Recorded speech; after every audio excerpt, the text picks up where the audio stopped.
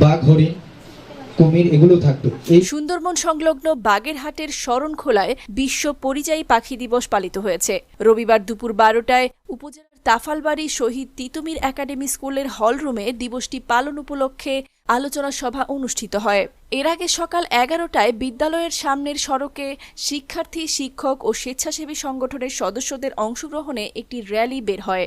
র্যালিটি বিভিন্ন সড়ক প্রদক্ষিণ শেষে বিদ্যালয়ের হলরুমে আলোচনা সভায় মিলিত হয়। স্বেচ্ছাসেবী সংগঠন বন্যপ্রাণী সংরক্ষণ টিমের আয়োজনে আলোচনা সভার সভাপতিত্ব করেন স্কুলের প্রধান শিক্ষক রিফাত জাহান মিতু।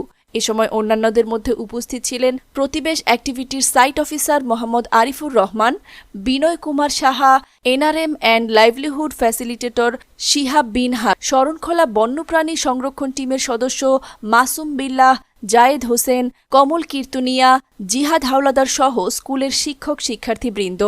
আলোচনা সভায় বন্যপ্রাণী সংরক্ষণ কমিটির সভাপতি নাজমুল ইসলাম বলেন, জলবায়ু পরিবর্তনের ফলে পরিযায়ী পাখিদের খাদ্য সংকট সৃষ্টি হয়েছে। পরিযায়ী পাখিদের রক্ষায় জনসচেতনতা বৃদ্ধি করতে হবে।